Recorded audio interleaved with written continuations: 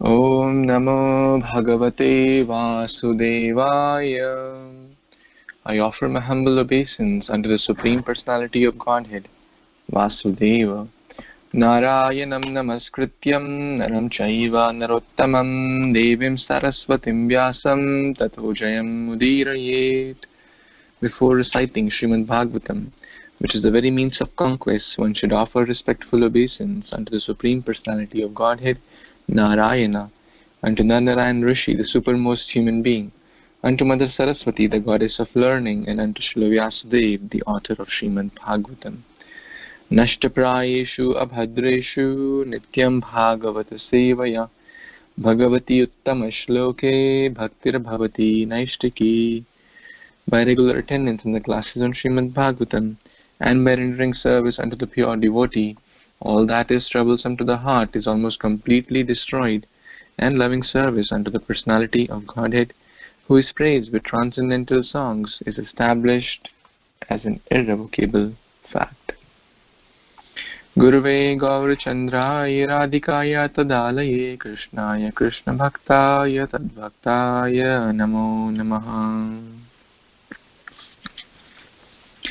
Hare Krishna, dear Vaishnavas, thank you so much for joining. We are reading Granth Srimad Bhagavatam, Canto 7. So we'll begin with chapter 5 today, Prahlad Maharaj, the saintly son of Hiranyakashipu. So in the last chapter we saw how Yudhishthira Maharaj was questioning why did Hiranyakashipu torment his own son. So let's see what happens next in this chapter. Prahlad Maharaj did not carry out the orders of his teachers, for he was always engaged in worshipping Lord Vishnu. As described in this chapter, Hiranyakashipu tried to kill Prahlad Maharaj, even by having a snake bite him and by putting him under the feet of elephants, yet he was unsuccessful. Hiranyakashipu's spiritual master Sukracharya had two sons named Sanda and Amarka, to whom Prahlad Maharaj was entrusted for education. Although the teachers tried to educate the boy Prahlad in politics, economics, and other material activities, he did not care for their instructions. Instead, he continued to be a pure devotee. Prahlad Maharaj never liked the idea of discriminating between one's friends and enemies. Because he was spiritually inclined, he was equal to everyone. Once upon a time, Hiranyakashipu inquired from his son what the best thing was that he had learned from his teachers. Prahlad Maharaj replied that a man engrossed in the material consciousness of duality, thinking this is mine and that belongs to my enemy, should give up his householder life and go to forest to worship the Supreme Lord. When Hiranyakashipu heard from his son about devotional service, he decided that this boy had been polluted by some friend in school. Thus he advised the teachers to take care of the boy so that he would not become a Krishna conscious devotee. However, when the teachers inquired from Prahlad Maharaj why he was going against their teachings, Prahlad Maharaj taught the teachers that the mentality of ownership is false, and that he was therefore trying to become an unalloyed devotee of Lord Vishnu. The teachers, being very angry at this answer, chastised and threatened the boy with many fearful conditions. They taught him to the best of their ability and then brought him before his father. So I'll stop here. Again, without rereading the translation, just highlighting on a few points that this ownership mentality is false. A pure devotee does not distinguish between friends and enemies, and that's what his teachers were telling. Because Hiranyakashipu being a demon, their objective was, okay, we have to conquer the enemies, and these are my friends, these are enemies. And he tried to torture in so many ways. Which father can even think of? At least so by putting him under the feet of elephants, snake bite, etc. So in short, he really tried every way to kill the child. And then finally, Prahlad Maharaj's unalloyed devotion and Krishna consciousness, he was equipoised. So we will be discussing when the text will come in more detail. So let's just move forward. Would someone like to read the rest of the summary?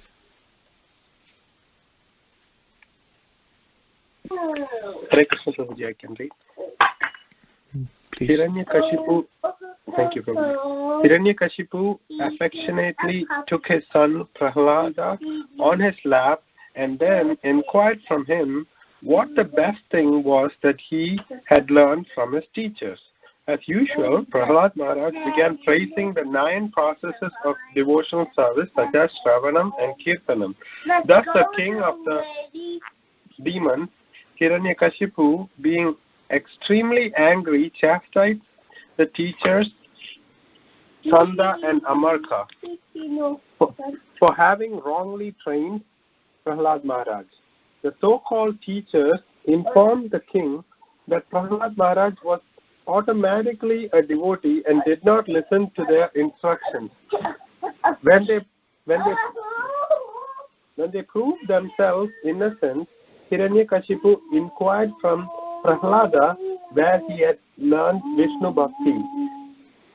Prahlad Maharaj replied that those who are attached to family life do not develop Krishna consciousness either personally or collectively.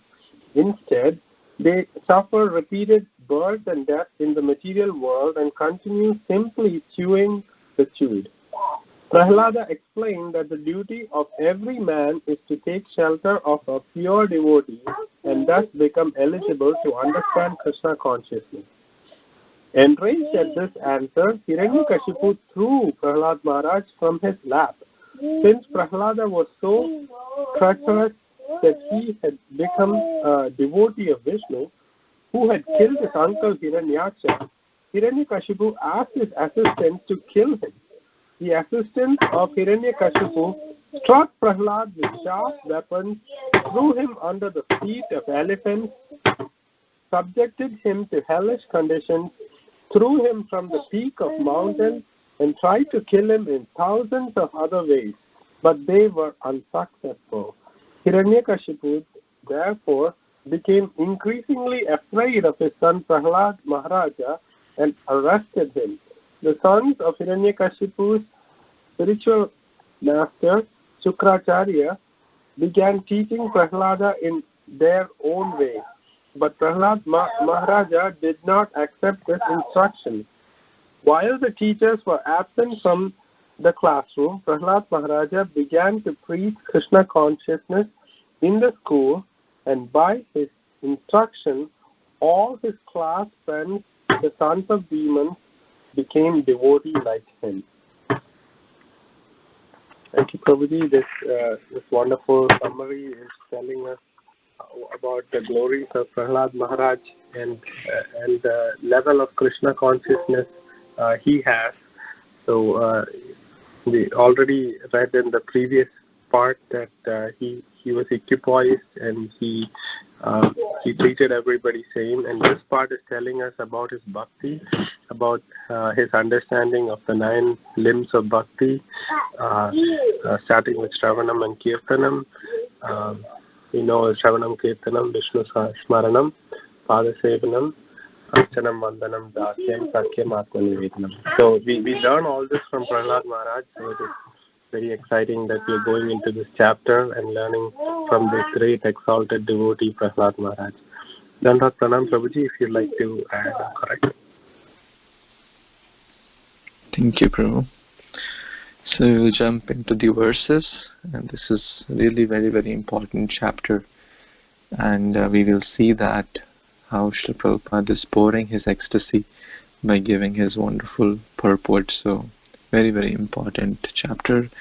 a lot of important verses which are quoted multiple times in Prabhupada's purports in other sections of other holy scriptures, Bhagavad Gita, etc. Lot of verses come from this chapter. So in every way this chapter is very important. So let's dive and relish this nectarian chapter. So we'll start with text 1. Would someone like to read? Krishna Prabhuji, I would like to read some.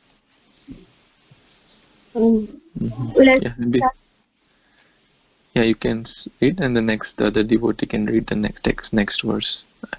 Yes. Thank you. All glories to Srila Prabhupada. Text 1.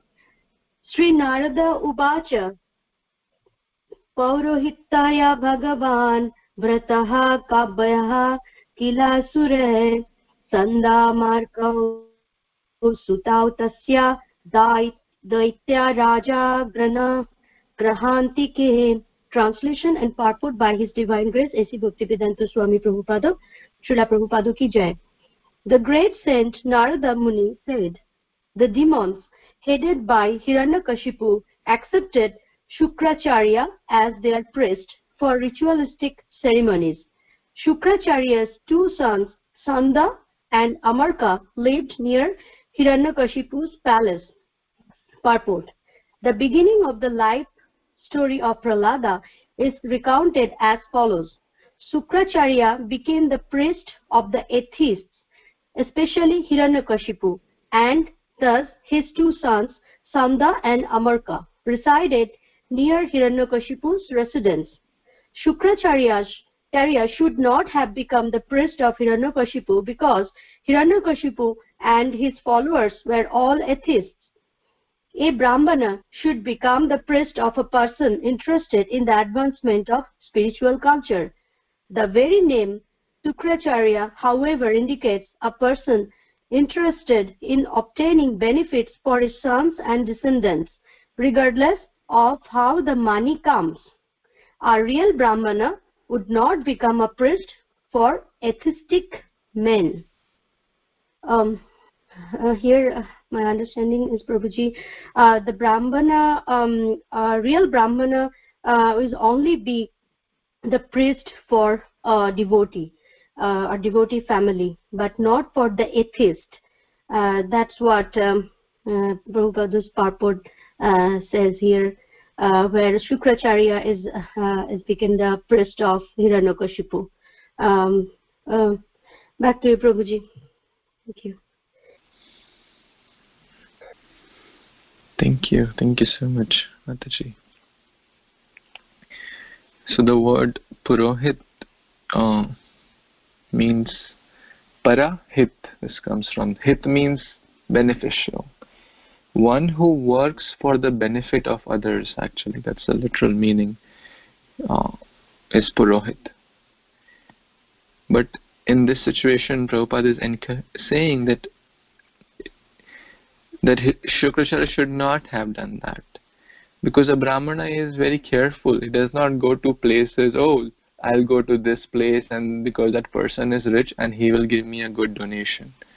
That is pretty much the mentality. That mentality is discouraged here. And we also read in the previous chapter where the demigods had approached, what was his name? The son of Twashta. Anyone remind me in this Chitraketu's before Vishwarup? Vishwarup, yes, very nice. And that time he said, this Brahmanical profession or this area is not a very good thing because that takes there is exchange of karma. So if a Brahmana goes to a place, oh, as a rich person, I'll go there. Regardless of how the money comes, if one ignores that, then basically Brahmana is, anyways there will be some, there is some karma, there is exchange, but if one is not conscious, and regardless of, he completely disregards that important point, then one will lose his Brahmanical strength gradually. one will lose one's purity. And so the point here is that a real brahmana would not become a priest for atheistic men. So we should be careful in whom we accept guru and whom we accept purohit, and that's the point. The Sukracharya, the literal meaning is seminal guru. So the guru doesn't become by just by birth. A guru is by qualities. A guru is by the Vaishnava qualities, not, and it is actually an offense to consider guru basis on the basis of the country of birth or the color of skin or these external parameters is basically an offense actually. Okay, so the story is just beginning. Narad Muni is sharing that how Sukracharya and his two sons were living near Hiranyakashipu's kingdom, and they were appointed as the priest. I have a question. So on this particular purport, Hiranyakashipu and his followers are being called atheists. Now that's because they don't follow Lord, they don't believe in Lord Vishnu, but they do pray to Brahma, demigod Brahma. So is that's just my comment. If you can answer that. No, you can answer it. Yeah. Yes, their faith in Lord Vishnu is not there. The main point was that envy of Lord Vishnu, which has come in pretty much all the chapters, that Hiranyakashipu was completely envious of Krishna. And atheistic people don't believe in the Supreme Lord. Some believe in some higher power. That is like some believe in mountain as God, some believe in some plants as God, or some not as God, or maybe some higher power. So Hiranyakashipu did have that kind of mentality that if I go to Brahma, he'll give me something good. But what did he use it for? To destroy his own children? Because everyone was child of God, child of Brahma in that material creation. So which shows that would Brahma be happy? Would a father be happy if some other child takes something and uses it to destroy his own brothers? Certainly not. So this shows us his wrong or atheistic mentality, which was completely covered with envious and sense gratification, enjoyment, ownership mentality. Thank you, Prabhu. Thank you. Hare Krishna. Dandavat everybody, this is Bhadra. The same question I had. Hiranyakashipu, even though the Lord Nrsimhadev is appearing, he still considered him, the Lord Nrsimhadev, as an ordinary creature. He did not consider as the Supreme Lord Vishnu. Same thing happened with Ravana. Ravana did not consider Lord Ram as a Lord Ram. He considered this some kind of human being, king of the son of a king. That was the situation. Now, coming to this point here about the money, regardless of how money comes, the point here mentioned Srila Prabhupada, Brahman should become priest to a person interested in the advances. Yes, that is true. Now, as far as the money is concerned, the question might be raised that, wait a minute, Srila Prabhupada came here and he didn't compromise the principle, but he has to have this ISKCON established and go on ISKCON society. He had to get the money to establish it. And his god brother, they were criticizing him that you are taking the money from the Malechas, taking the money from the Malechas to have the society. And then Srila Prabhupada had to tell them back This was in the beginning time. But when Srila Prabhupada was in India, the same people were asking him that, can you give us the money to have their to establish small temples or whatever was the reason. Srila Prabhupada gave a good answer. He said, well, I think, see, my money is coming from the mlechas and yavanas, and that will be not purify you. So I don't think I should give you. Okay. So the point is that Srila Prabhupada will open the two hands and say, give me money, give me more money. That is the devotee's consciousness, but not for his own personal use. That was the point here. Srila Prabhupada did not want anything for his personal sense gratification. He wanted everything for the Krishna service. So we are in the Kali Yuga here. And Kali Yuga, where people are making money so many different ways. You all know that. We all know that.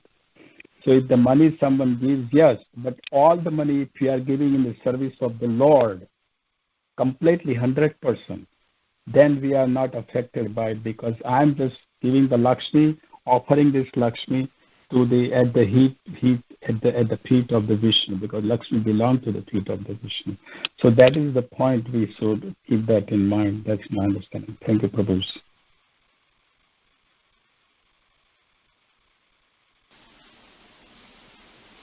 Mm-hmm. I guess, Prabhu, my point was that it's not that, for example, there is more, like I can make maybe 10 times more money by opening a casino. So that is not encouraged. Or even if I use all the extra money I earn by opening a casino or opening a liquor shop, that my spiritual master and Krishna would not be happy. That is true. That is for the devotees. But when we are going out for the preaching, we have to get the money. Someone gives me money. If someone is giving money, I'm not going to say, no, don't give it to me because you are doing this business. No, give me. I will use everything. I will give everything to my spiritual master, my Srila Prabhupada, and I will have them use it in service of the Lord. We have to do that. So that's my point. Yes, as a devotee, we have taken the vows. We are chanting Hare Krishna. We have to follow four regulatory principles, and we don't encourage ourselves in those sinful activities. A devotee and also the relatives, we don't. But sometimes relatives are there who are doing that business. I have relatives who are doing. What am I going to do? I say no to them. They don't accept this. What am I going to do? I say, okay, that's your business. That's between you and Krishna. That's my point. I'm not saying the devotees should be engaged. Thank you, Prabhu, for clarifying. Okay, let's read the next verse, text 2. Yes, Prabhuji, I can read. Hare Krishna. Tau Ragna Prapitam Balam Prahladam Nayakovindam Pathya Mastuhu Pathyan Nyay Swasur Balakana. Translation. Prahlad Maharaj was already educated in devotional life, but when his father sent him to those two sons of Sukracharya to be educated, they accepted him at their school along with the other son of the asuras.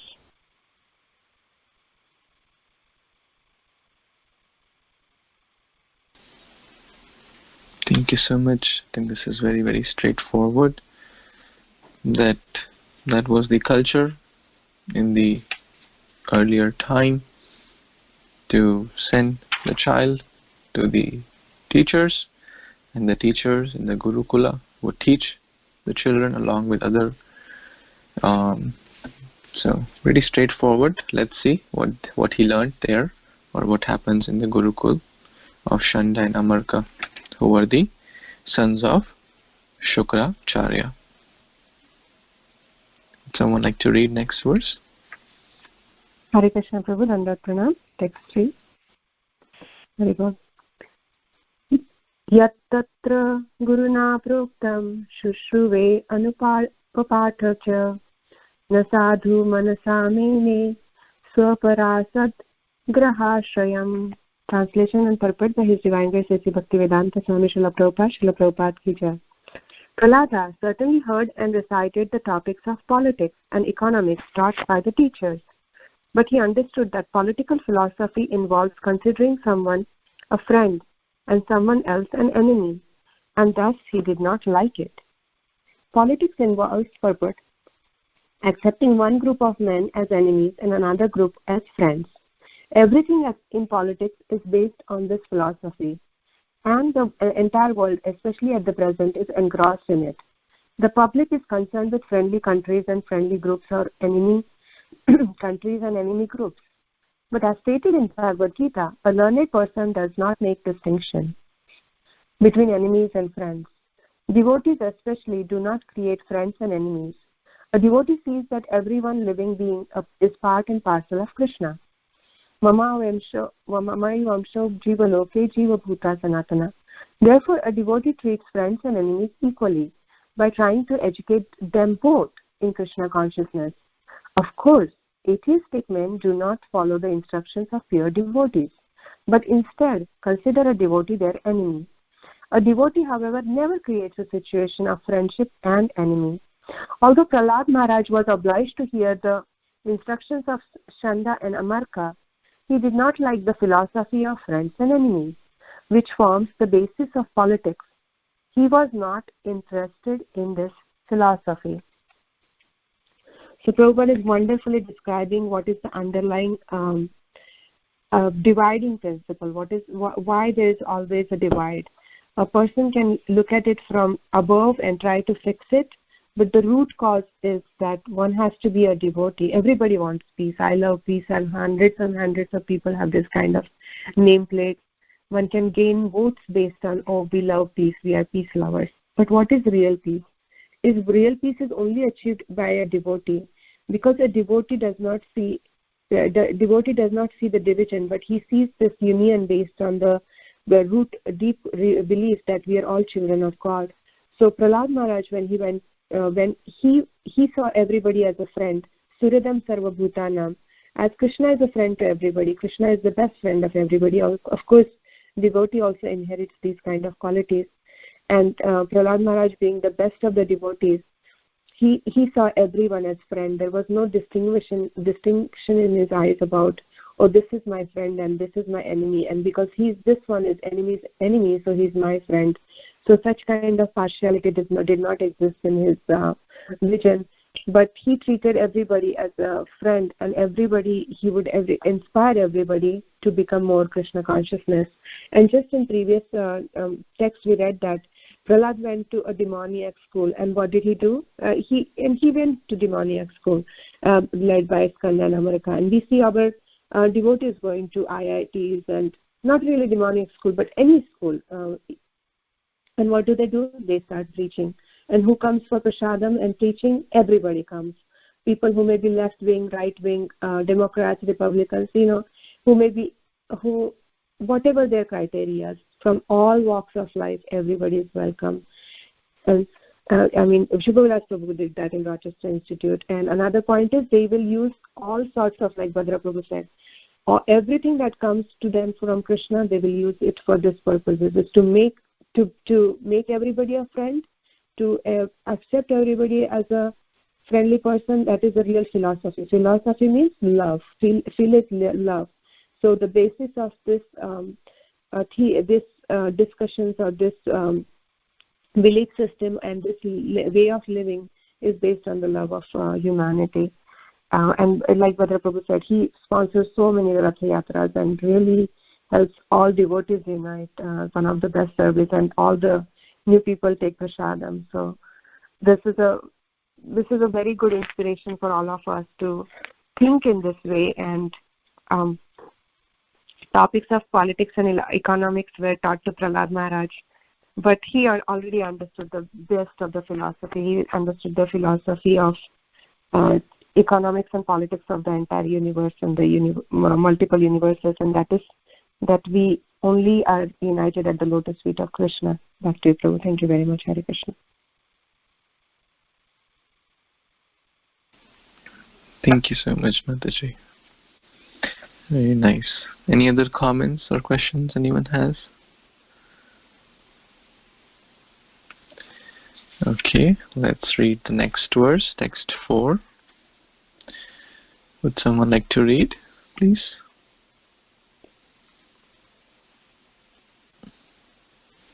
Yeah, I can read. Oh. Yes, Raghu Prabhu, you can read. Okay, thank you. Hare Krishna devotees. Text 4.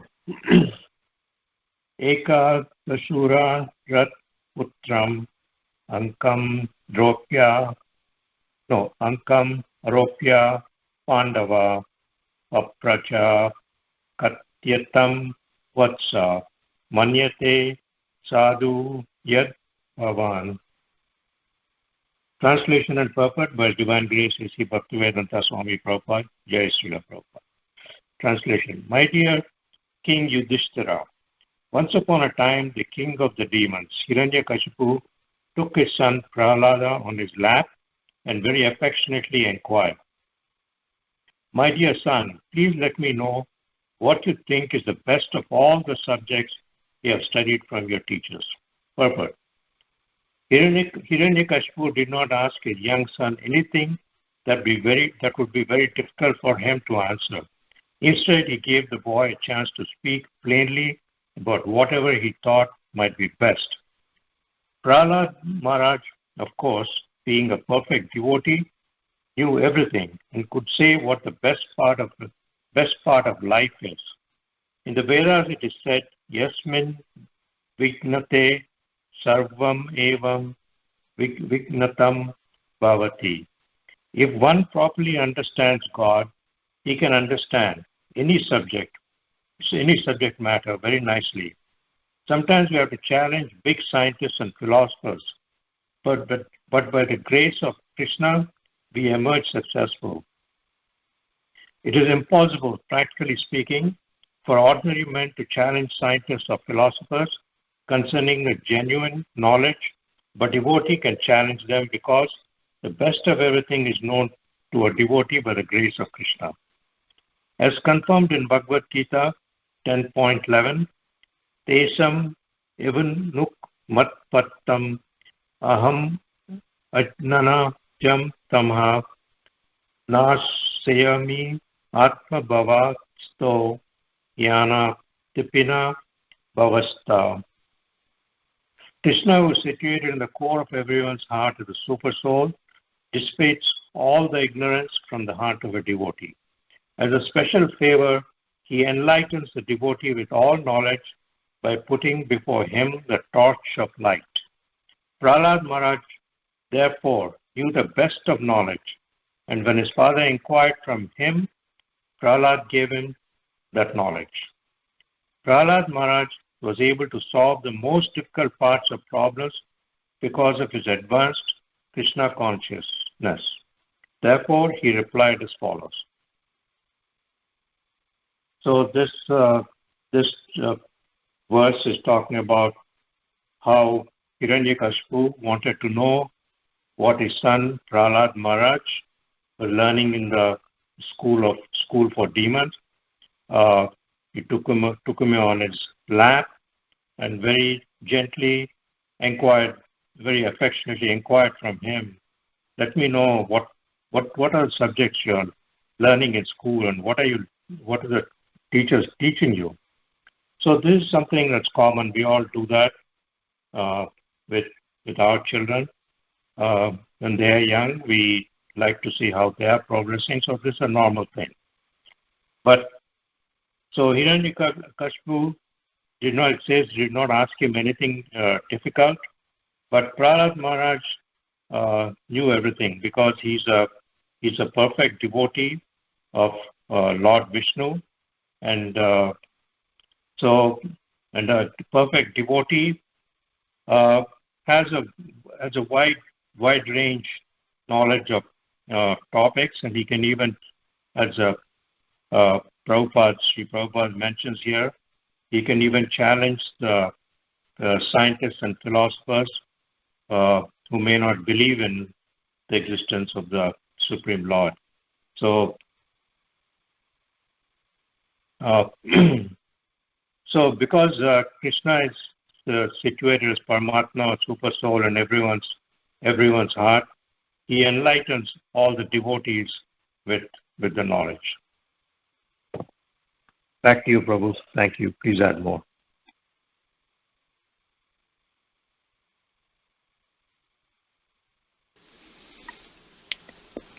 So just to keep a note, multiple meetings happen between Prahlad and Hiranyakashipu before Lord Nrsimhadev comes. But this is the first amongst those, meeting number 1, pretty much after he starts to go to the school or the Gurukula of Sanda and Amarka. So this will help us to build up the story. So this is the first meeting. And very obvious question. So I feel there's a very nice lesson. If someone asks us also, you are chanting, you are doing this Krishna conscious process, what is the best thing you have learned? So we should be able to share that in a summary, depending upon time, place, situation, depending upon the background of that person, depending upon the the culture, the different aspects. We may have to mold it differently, but devotee should be intelligent as per time, place, situation, and share. Manyate sadhu. What is the best thing? Because people want to know that. So his father wants to know, what are you learning? Wants to check. So let's see what Prahlad Maharaj... I'm sorry, but some participants may be experiencing temporary audio issues. Our teams are working to resolve this as quickly as possible. Hare Krishna, are you able to hear me? Yes, Prabhu. Yes, Prabhuji. Hare Krishna. I think all the callers via phone just got dropped off. Something happened. So I encourage everyone to use apps. So let's see. For those who are still online, please, would someone... Yes, Samta Mataji, you want to read? Or Jyoti Mataji, you want to read? Guruji, Hare Krishna. Yeah. Okay, so both you can do the big... You can read a portion and then you can start and Jyoti Mataji can complete. Okay, Hare Krishna Prabhuji, please accept my humble obeisances. All glories to Srila Prabhupada. Verse 6. Shri Narada Uvacha Shrutva Putra Giro Daitya Parapaksha Samahitaha. Hare Krishna. In text 5. Sorry, Prabhuji. Text 5. Shri Prahlada Uvacha Tat Sadhu Manye Suravarya Dehinam Sada Samudi Vigna Dhiyam Asat Grahata Hitvatma Patama Griham Andha Krupam Vanam Gato Yad Dharim Ashrayetaha. Translation by His Divine Grace Srila Prabhupada, Srila Prabhupada Ki Jai. Prahlad Maharaj replied, O best of the asuras, king of the demons, as far as I have learned from my spiritual master, any person who has accepted a temporary body and temporary household life is certainly embarrassed by the anxiety because of having fallen in a dark well where there is no water but only suffering. One should give up this position and go to the forest, Vana. More clearly, one should go to Vrindavana, where only Krishna consciousness is prevalent, and should thus take shelter of the Supreme Personality of Godhead. Translation. Hiranyakashipu thought that Prahlada, being nothing but a small boy with no actual experience, might reply with something pleasing but nothing practical.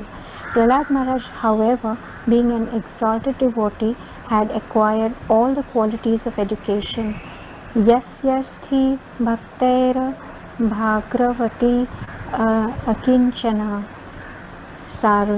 sarvanaya gunayasya tatra samaste sura hara abhaktasya kuto mahat guna mano rathena shati dhavato bahiha.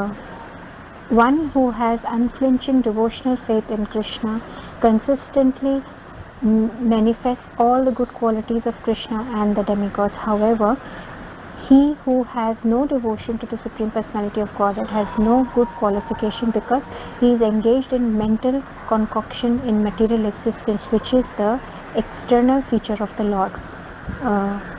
Bhagavatam 5.18.12. So-called educated philosophers and scientists who are simply on the mental platform cannot distinguish between what is actually Sat, eternal, and what is Asat, temporary. The Vedic injunction is Asato ma Jyotir Gamaya. Everyone should give up the platform of temporary existence and approach the eternal platform. The soul is eternal, and topics concerning the eternal soul are actually knowledge. Elsewhere it is said, Apashyatam Atma Tattvam Griheshu Griha Madhinam. Srimad SB 12.1.2.1.2. Those who are attached to the bodily conception of life and who thus stick to life as a grahastha or householder on the platform of material sense enjoyment cannot see the welfare of the eternal soul. Prahlad Maharaj confirmed this by saying that if one wants success in life, he should immediately understand from the right sources what his self-interest is and how he should mold his life in spiritual consciousness. One should understand himself to be part and parcel of Krishna and thus completely take shelter of his lotus feet for guaranteed spiritual success. Everyone who in the material world is in the bodily conception, struggling hard for existence life after life. Prahlad Maharaj therefore recommended that to stop this material condition of repeated birth and death, one should go to the forest, vana. Prabhuji, I'll stop here. Hare Krishna. If Jyoti Mataji, you want to complete? Okay, Prabhuji. Thank you. In the Varnashrama system, one first becomes a brahmachari, then a grihastha, a vanaprasta, and finally a sannyasi. Going to the forest means accepting vanaprastha life, which is between grihastha life and sannyasa. As confirmed in the Vishnu Purana, Varnashramaccharavata Purushena Parapuman Vishnur Aradhyate. By accepting the institution of Varna and Ashrama, one can very easily elevate himself to the platform of worshipping Vishnu, the Supreme Personality of Godhead. Otherwise, if one remains in the bodily conception, one must rot within this material world, and his life will be a failure. Society must have divisions of Brahmana, Kshatriya, Vaishya, and Shudra. And for spiritual advancement, one must gradually develop as a brahmachari, grihastha, vanaprastha, and sannyasi. Prahlad Maharaj recommended that his father accept vanaprastha life because as a grihastha he was becoming increasingly demoniac due to bodily attachment. Prahlad recommended to his father that accepting vanaprastha life would be better than going deeper and deeper into griham andhakupam, the blind well of life as a grihastha. In our Krishna Consciousness movement, we therefore invite all the elderly persons of the world to come to Vrindavana and stay there in retired life, making advancement in spiritual consciousness, Krishna Consciousness. Back to you, Prabhuji. Thank you, Hare Krishna. Thank you so much. This is a very, very important verse, and this is a memory verse also. Memory verse, whenever I say that, means it comes multiple times, and it is encouraged to memorize that for our purification. So let's sing that in a nice way. Of course, you can sing on mute, because if everyone sings together, it will be different. It will be difficult.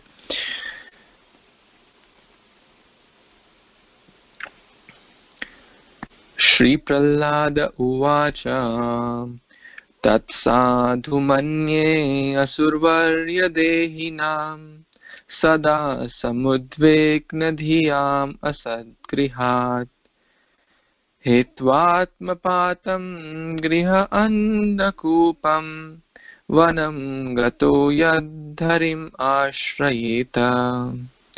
Shri Prahlad uvacha tat sadhu manye asurvarya dehinam sada samudvekna dhiyam asadgrihat hitvatmapatam griham andakupam vanam gato yad.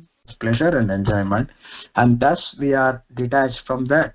So the other thing that struck me in that translation was the anxiety. The moment we see fear and anxiety, those two symptoms are classical symptoms of material existence. For anybody who is living in a spiritual conception on a spiritual platform, Brahma Bhuta platform, as Krishna puts it in Bhagavad Gita, there is no fear, it's only fearlessness, there is no anxiety, and it's complete contentment, satisfaction and peace. But for those of us who are in the material consciousness, there is always this anxiety and fear. So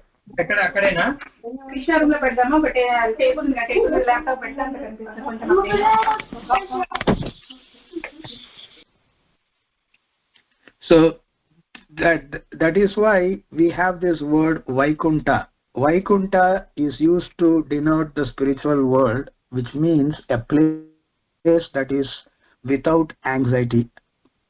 And this material existence is completely opposite of that. It's full of anxiety, full of fear, because anxiety whether I will be able to achieve what I desire, and after achieving it there is fear that I should not lose it. But inevitably over a period of time, whatever we have is taken away from us.